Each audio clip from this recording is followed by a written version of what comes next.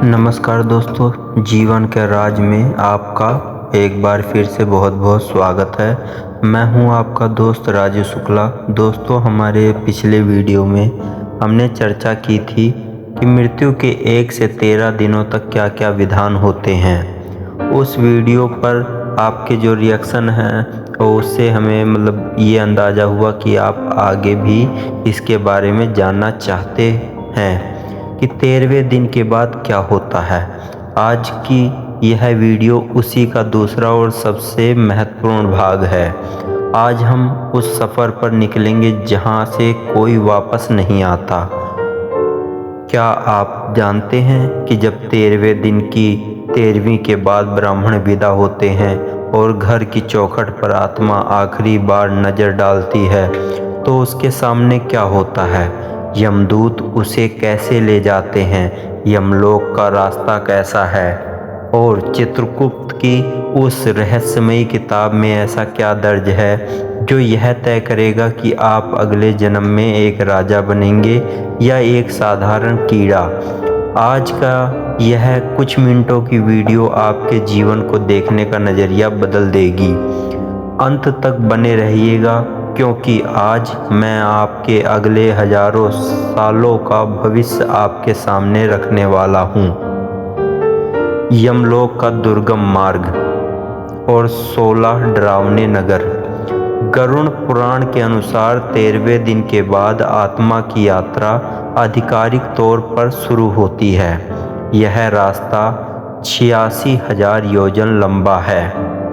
इसे पार करने में आत्मा को पूरे 1 साल का समय लगता है। इस रास्ते में 16 ऐसे नगर आते हैं जहां रुकना किसी सजा से कम नहीं है।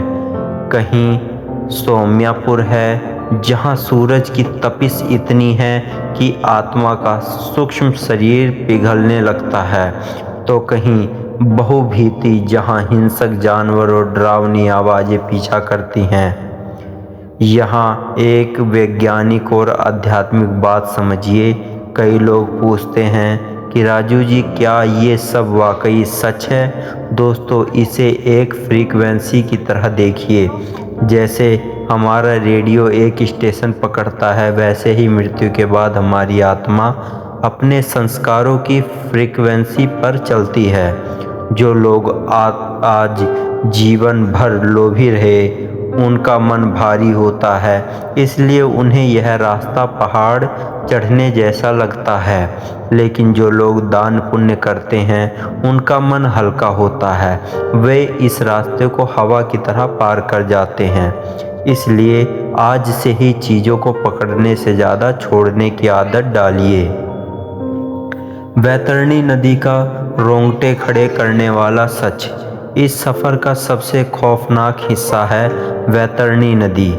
यह नदी 100 योजन चौड़ी है और इसमें पानी नहीं है, बल्कि गर्म खून, मवाद, बाल, सड़ी हुई हड्डियां बहती हैं। इसमें रहने वाले भयानक मगरमच्छ और वज्र जैसी चोंच वाले पक्षी पापियों को नोचते हैं। लेकिन यहाँ भगवान विष्णु एक बहुत ही सुंदर बात कहते हैं। वे कहते हैं कि जिस व्यक्ति ने अपने जीवन में निस्वार्थ भाव से गाय की सेवा की हो या गोदान किया हो, उसके लिए वहाँ एक दिव्य नाव प्रकट होती है।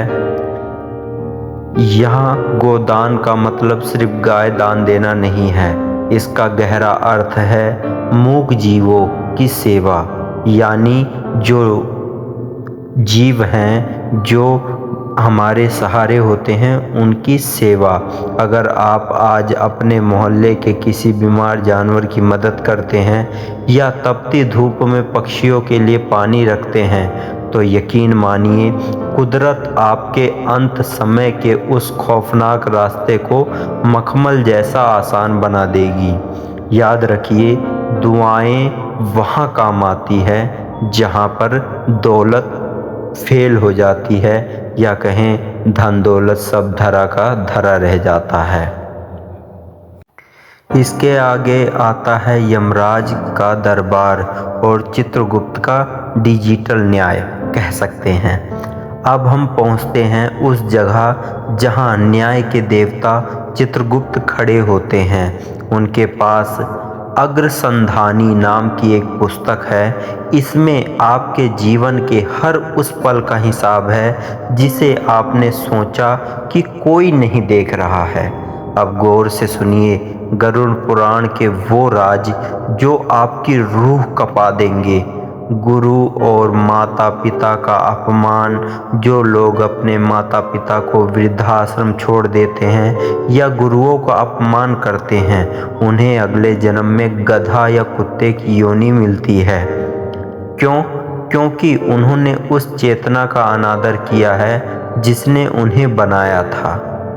धोखाधड़ी और मिलावट, दूसरों का हक मारने वाले या व्यापार में बेईमानी करने वाले अगले जन्म में गिद्ध या कौवा बनते हैं, जो हमेशा दूसरों की छोड़ी हुई गंदगी पर पलते हैं। स्त्री का अपमान, जो लोग नारी शक्ति का शोषण करते हैं वे अगले जन्म में असाध्य रोगों से घिरे होते हैं। यहाँ पर एक बड़ा राज छुपा है, अंतमति सोगति। मृत्यु के आखिरी क्षण में जो विचार आपके मन में होगा वही आपका अगला शरीर तय करेगा। इसलिए कोशिश कीजिए कि आपका मन हमेशा सकारात्मक ऊर्जा से भरा हुआ हो। 84 लाख योनियों का चक्र और मनुष्य का जन्म का महत्व। दोस्तों, 20 लाख बार पेड़ पौधे, 11 लाख बार कीड़े मकोड़े, 10 लाख बार पक्षी और 30 लाख बार पशु बनने के बाद हमें यह अनमोल मनुष्य शरीर मिला है। यह कोई मामूली बात नहीं है। बाबा गोस्वामी तुलसीदास जी ने भी लिखा है, बड़े भाग्य मानुष तन पावा। यह 84 लाख की जेल से छूटने का एग्जिट गेट है। लेकिन यहाँ पर ध्यान दीजिए कि ये गेट तो है, लेकिन यहीं पे भूल भुलैया है माया का, जिसमें फंस के हम फिर एक से शुरू होते हैं और 84 लाख योनियों में भटकते हैं। इंसान के पास एक चीज़ है जो जानवरों के पास नहीं है, वह है विवेक। जानवर सिर्फ अपनी भूख और प्यास के लिए जीता है, लेकिन इंसान दूसरों के लिए जी सकता है। अगर आपको लगता है कि आपसे पाप हुआ है तो घबराइए मत, प्रायश्चित का रास्ता हमेशा खुला रहता है। आज से ही किसी की निस्वार्थ मदद शुरू कीजिए। आपके अच्छे कर्म आपके पिछले पापों के उस भारी डेटा को डिलीट करने की ताकत रखते हैं, क्योंकि आजकल सब कुछ डिजिटल हो चुका है। पुनर्जन्म और संस्कारों का विज्ञान। अक्सर लोग पूछते हैं कि हमें पिछला जन्म याद क्यों नहीं रहता। इसका कारण है जन्म लेने की पीड़ा। लेकिन आपके संस्कार कभी नहीं मरते। अगर कोई बच्चा जन्म से ही दयालु है या किसी को संगीत का गहरा ज्ञान है, तो समझ लीजिए यहाँ उसके पिछले जन्म की पेंडिंग फाइल है जो इस जन्म में खुली है। तो दोस्तों, यमलोक की वह यात्रा हमें डराने के लिए नहीं है, बल्कि हमें यह बताने के लिए है कि हमारे हर काम की एक कीमत है। आपका अगला जन्म कहीं दूर नहीं, आपके आज के फैसले पे लिखा जा रहा है। मैं राजू शुक्ला आपसे बस इतना ही कहूँगा, अच्छे कर्म कीजिए, प्रेम बांटिए और खुश रहिए। उम्मीद है जीवन का राज यह है। इस वीडियो में आपके जीवन को एक नई रोशनी मिली होगी।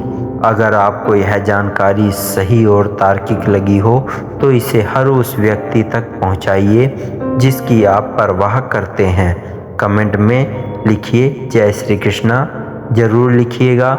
मिलते हैं अगले वीडियो में एक नए राज के साथ। तब तक के लिए आप अपना और अपने अपनों का ख्याल रखिए।